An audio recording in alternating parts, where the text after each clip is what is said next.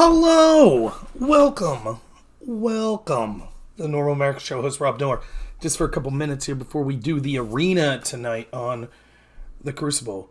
Now, you'll also, at 8 p.m. Eastern, be able to find that show right here on my own YouTube channel or my own Rumble channel. However, if you would like to participate, I'll only be able to read the chat because I'm running the show as well as moderating it. So I'll only be able to read the chat from the YouTube on the Crucible. I should have had that site saved for you, shouldn't have I? That would have been what a smart guy would do.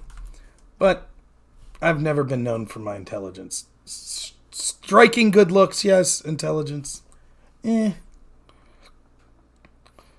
get that link, shall we? So if you would like to participate, which I would really like you to do so, you can head to this link.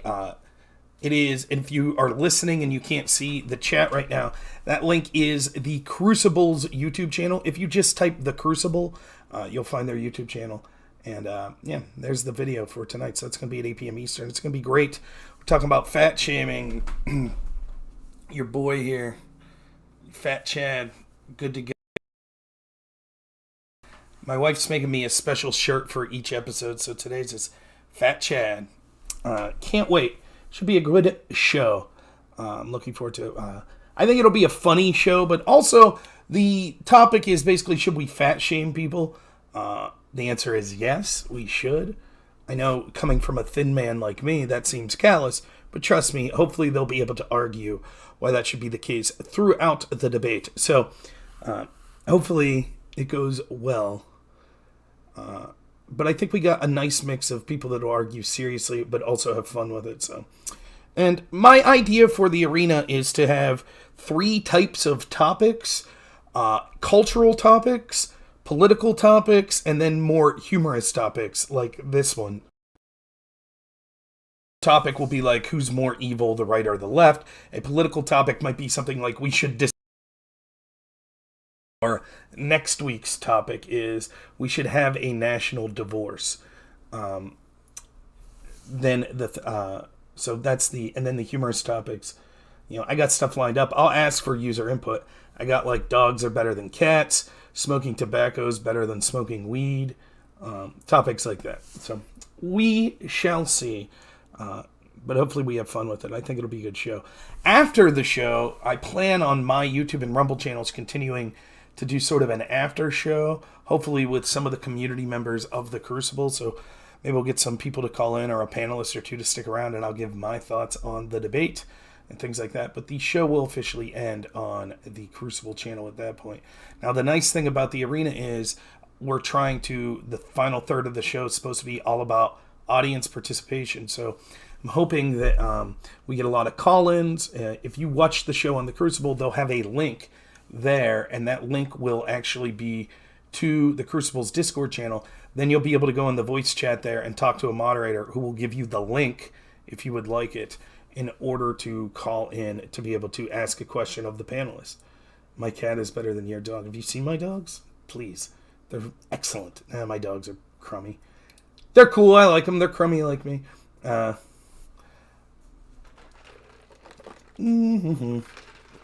So, should be a good show. I'm looking forward to it. Now, you'll notice I got this ridiculous thing. It's called a web around. It's behind me. That's to help with the green screen tonight. Eventually, I'm going to start streaming. But when I do the arena, I'm using a StreamYards account, and it's got a built-in chroma key green screen. So I think the gray background will help that green screen. Hilariously, though, when my wife made me my Fat Chad shirt for tonight, we went with gray, forgetting. And if you're wondering, it's because I'm not at my home office because I get called into work. So I'm doing this not from my home office. So my camera quality, not quite as good. I don't have my cool background. I don't have the arena plaque behind me, which last week's guest were put on that plaque. So, and anyone who makes it through this week will also be put on the plaque. So there are a couple things while I'm chatting with you here. Let's see.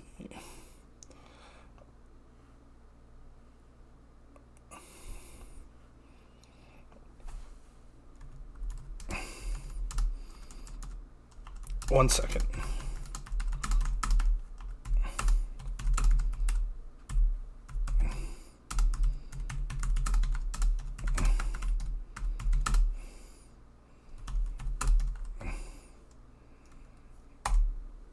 Okay.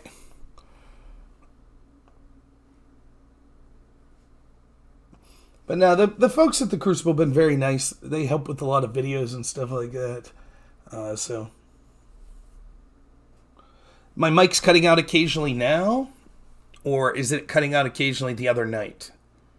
If it's doing it now, let me know and I'll try to make a fix. Is that happening with anyone else with the microphone? Just let me know. But I'll try to spend some time. I'll probably leave here in 15-20 minutes and then work on the audio and things like that. No, but it's pretty rare. It might just be because my microphone, I don't have a boom and a close mic like when I'm at my home office. I got this guy. So maybe because it sits a little lower.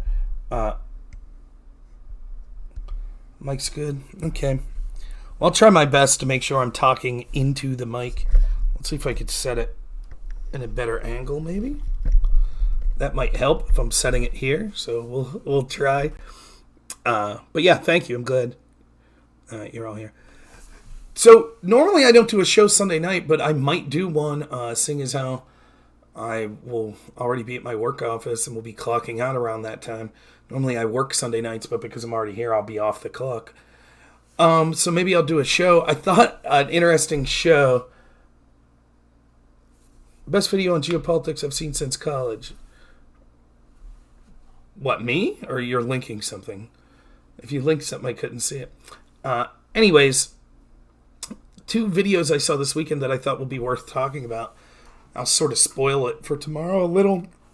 The Jon Stewart interviewing the Republican congressman who was against red flag laws and things like that. I thought that was interesting. And then also, I saw that 10. Yeah, I did see. I haven't had a chance to see the video, but I saw you sent that. And then also the Russell Brand on Bill Maher's show going at the stooge from MSNBC. Not just because of what's being said, but also stylistically and how it's being said. I thought it was very interesting. Starting with the Jon Stewart thing, if you didn't see it, I forget the name of the representative who's advocating for sort of these red flag laws, but the discussion wasn't about that. The discussion, I believe, up until that point was more about child drag shows and things like that. And Jon Stewart's like, well, isn't it a slight infringement on free speech to tell these people running these drag shows that they can't do it? And the guy's like, well, I guess it's a slight infringement, but, and Jon Stewart's like, oh, so you're willing to do that, but what's the number one cause of death for kids? It's firearms. You fucking... And the other guy's like, I'm guessing that you'll say firearms. He's like, I'm not going to fucking say it like it's something. That's what it is. And you won't infringe on people's Second Amendment. Now, whatever you think of Jon Stewart and the truthfulness of his claim, it is very persuasive. Jon Stewart, maybe it's the way they edited it. Probably not, though. It's sort of the appearance that each participant took. It looks like Jon Stewart definitively wins that exchange. It really does. And that's to the shame of so many people that don't know how to sort of engage in these sort of interactions, particularly with people that are going to rely on emotional appeals to win arguments, which is the forte of Jon Stewart. So there was a lot that could have been said. I'll go over tomorrow exactly what I would have said. But the first thing I would have done was pulled up my phone, and I would have pulled up the image of the children at the drag show with the neon lights there that say it's not going to lick itself. And I've said, a great point, Mr. Stewart. So go ahead and explain why this is a good thing. Go ahead. Go ahead and explain why, because people want to respect our Second Amendment, this is what children should have to see. Go ahead, Mr. Stewart. Tell the audience. And of course, he'd have been like, I'm not saying, well, that's what we're fighting against, Mr. Stewart. That's what we're fighting against. And I understand that you want to focus on a separate issue because you have no defense of this. And the people that you've politically defended for years and years and years that are now advocating this, you don't really have a defense. So you want to change the subject to some other topic. So I'll happily talk to you about the Second Amendment, but I want you to acknowledge the perversion that's going on with the indoctrination of these children. And how disgusting it is that people like you seek to deflect from that. Because you think, just because there's some other that these kids need to suffer with this sexual abuse. Please go ahead and explain it. That's what I would have done, but not everyone's as good as me. But to the audio just cut out. I don't know what the fuck is going on. Where's John? What do you mean?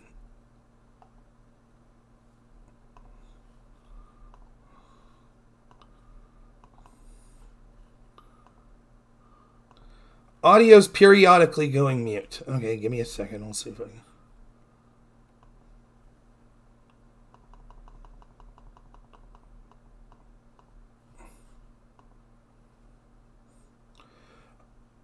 John Burke's busy. He can't do drunken debates anymore, so we're not worried about drunken debates.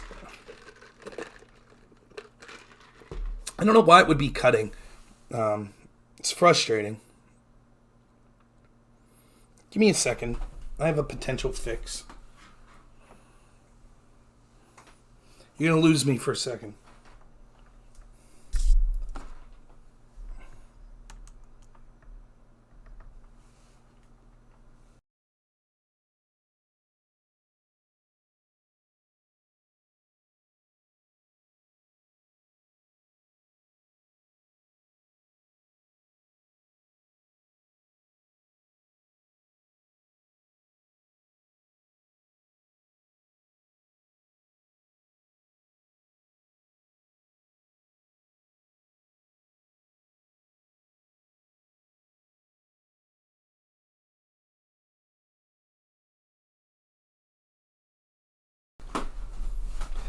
All right, check. I put it in a different audio port. We'll see if that works. Oh, 1 second, I have to do something. I'll be right back.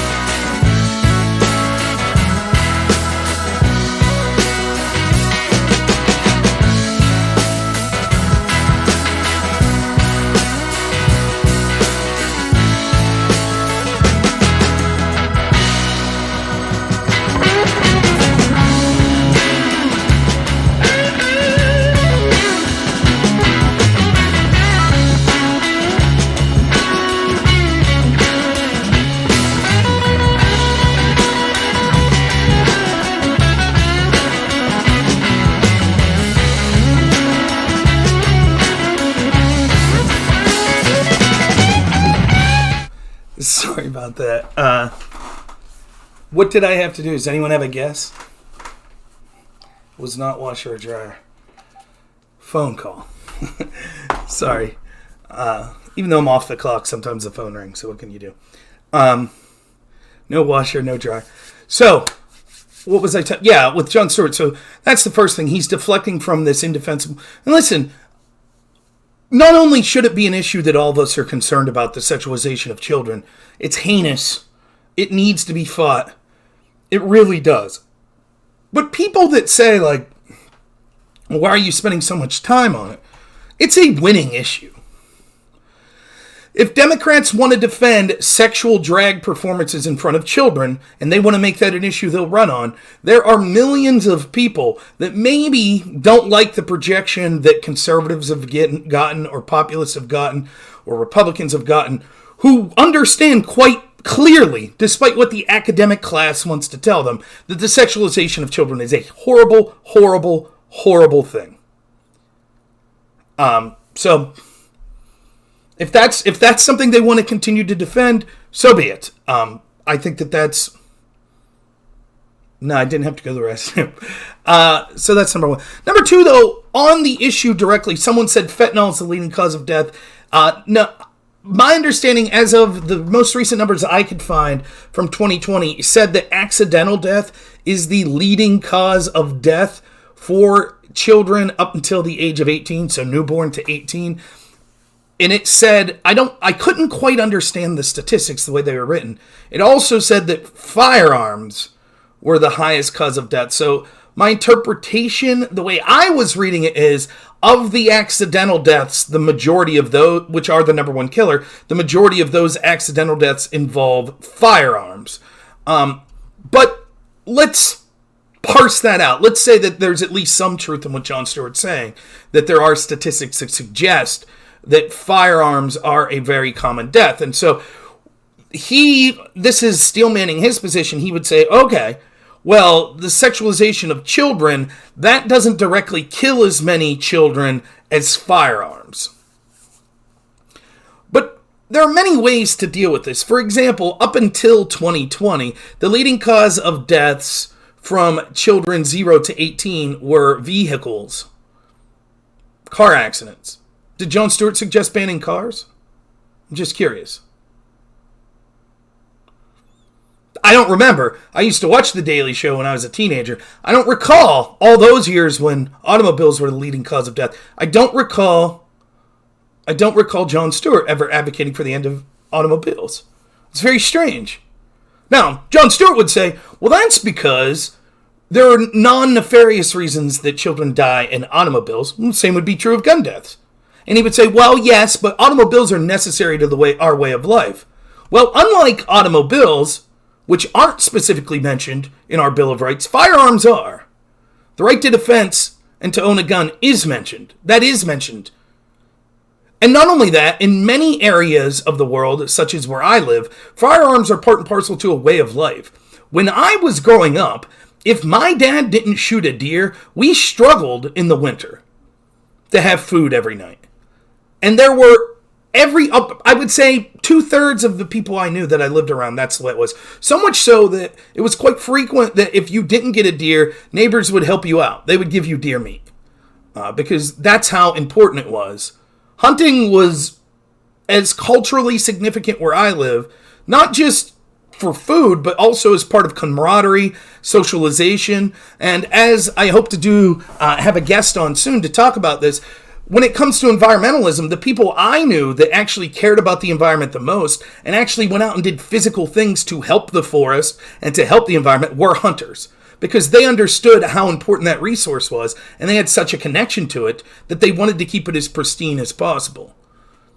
And that all had to do with guns and gun culture to some degree.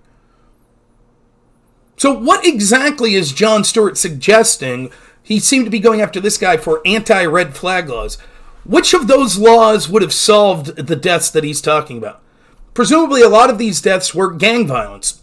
If we pass red flag laws, is that going to keep guns out of the hands of gangbangers? Because the numbers are incredible. For years now, the federal government has only prosecuted less than 1% of all attempts to illegally purchase firearms by felons. Why would putting new laws in the books stop that? And presumably many of those firearm deaths were accidents and things like that came from gun owners that would not have been restricted by red flag laws from having those sorts of weapons. Jon Stewart's just employing an emotional tactic of saying, kids dead, guns killed them, therefore get rid of guns. But he's not saying what laws he would be for to do that. And I think that there's something really insidious, thank you so much, Free Thought, that I wish this guy would have pointed out. And I haven't heard one other person in the country say this. So I'll say it. Let me ask the audience a question. Like or hate Jon Stewart, can anyone remember the last political issue that he was sort of in the news for really forcibly pushing a political issue? Does anyone remember? Now, it wasn't the lab leak. Now, he did mention that. But there was a bill that he wanted passed, or there were certain people that he were advocating for. It was the 9/11 stuff. Right. And he was advocating for getting money to 9/11 first responders, and he went after Rand Paul, and, all this. And the dispute wasn't that people thought the first responders shouldn't get money. The dispute was how that money was going to come about, where it would come from, how the checks would be written, things like that. But that was Jon Stewart's argument. And it's not a bad argument, that these people deserve compensation. They were lied to and said, just like probably, unfortunately, the people of East Palestine, they were lied to about the air condition, and then they suffered serious medical consequences for decades afterwards. And they're heroes. They're people, most of those people were people that were trying to save lives. He may have been with the burn pits as well, but the 9/11 stuff was what I remember him going viral. He and Jack Posobiec had a meeting. Now, if Jon Stewart is going to attack people who are against red flag laws as being responsible for children dying, let me ask you this. Many of the 9/11 first responders, whether they be EMTs, firefighters, police officers, how do you think their mental condition is after living through 9/11 and then digging through the wreckage in dangerous ways, and also then having subsequent medical conditions? How do you think their mental health is? Would you say on average that one of the first responders, particularly those that developed physical conditions because of the tragedy they saw surrounding 9/11, do you think that their mental condition probably suffered somewhat? Do you think there's a chance that more than the average person, they have PTSD? Yeah, sorry, Aircraft. We're only looking for physical fit people like me to be on tonight's panel.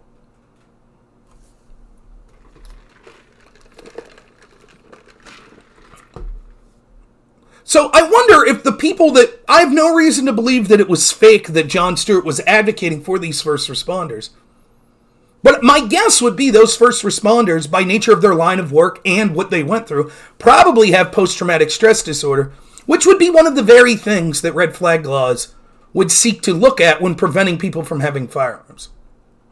I wonder if all those people that looked up to Jon Stewart that were first responders understands that he's shaming people that want to stop laws from forcibly taking away their Second Amendment rights. I wonder if they realize that. You think anyone will explain that to Jon? And make no mistake about it, even if you are someone who thinks like red flag, I'm sympathetic to the argument, right? I know people in my world that I was like, that guy's unhinged, and I would be uncomfortable with them having access to firearms. Now, the truth is, they would get access, regardless of what the law was, if they wanted it. But nonetheless, I get that feeling. The problem is, you have to assume that the law is not going to be applied as shallowly as possible. In other words, we have Merrick Garland having the FBI cooperate with people to go after parents angry at school board meetings.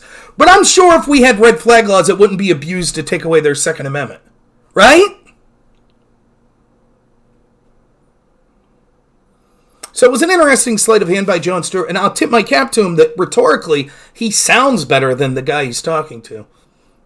But I wish I would get to debate Jon Stewart. I would love that. The Russell Brand talking with the guy from MSNBC. There's so many things about this that's hilarious. If you haven't seen the clip, this guy from MSNBC is making hay out of the Dominion lawsuit, which alleges that internal communications between Fox showed that, while some Fox News guests were going on camera saying, we have a problem with Dominion voting machines, there could be fraud here, in private they were like, we don't believe this. Now, I'll be totally honest with you. I have not read their internal communications. The only people I watch on Fox News occasionally is Tucker Carlson. Now, I read what Tucker allegedly was saying in private communications, and I saw what he was saying publicly on his show. He, on his show, was not saying, and I'll be happy to be corrected, but he was not saying, yep, this absolutely happened.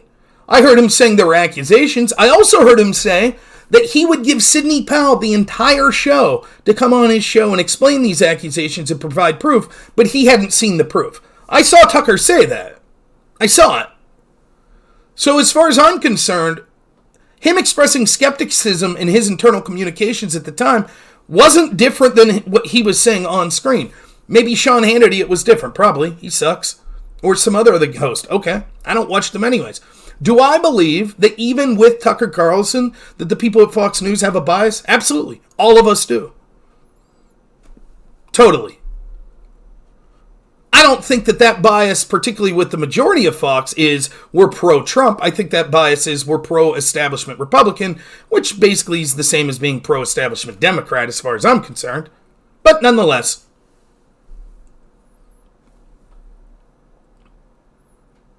So, look at what Fox did. They're terrible. They didn't believe what they were saying. It's terrible. So this guy challenges Russell Brand. He's from MSNBC. He says, where did we do anything like that? And then Russell Brand starts giving him examples, and the guy keeps going, non-responsive. And technically right? Russell Brand proceeded to give a bunch of misinformation that was given by places like MSNBC surrounding the pandemic, surrounding Hunter Biden, surrounding Iraq war, surrounding, all of these conflicts and things like that. You can go. I could go on and on and on. Hundreds of examples you could find. Russiagate. And this guy, what he's saying without saying in the clip is, but that's different, right? Because we really believed it when we reported it. Well, there's two things to say to this. One, is that any better?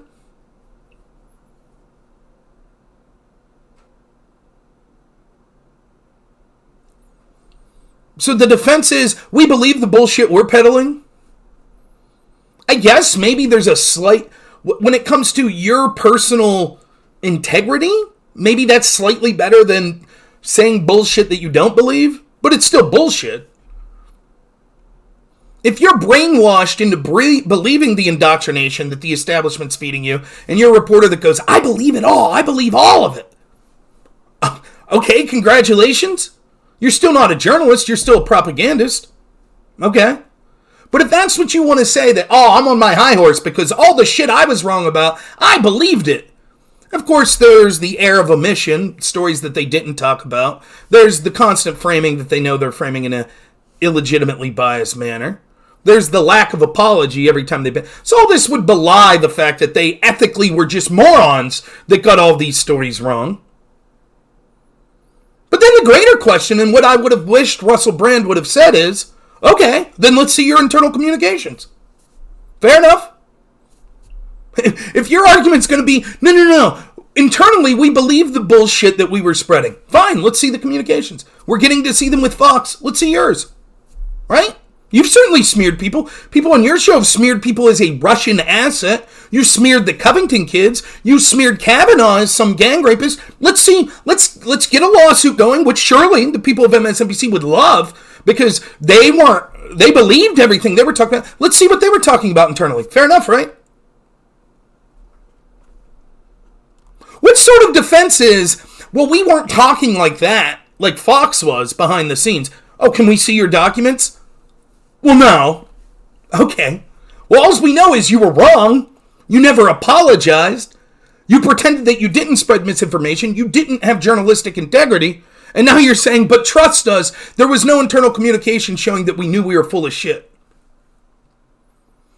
So I don't think that's the victory that this guy thinks it is. No, we're just a bunch of morons that aren't really journalists. We're just propagandist cheerleaders. But you can't see our internal communications, but just trust us. We believe the bullshit we peddle.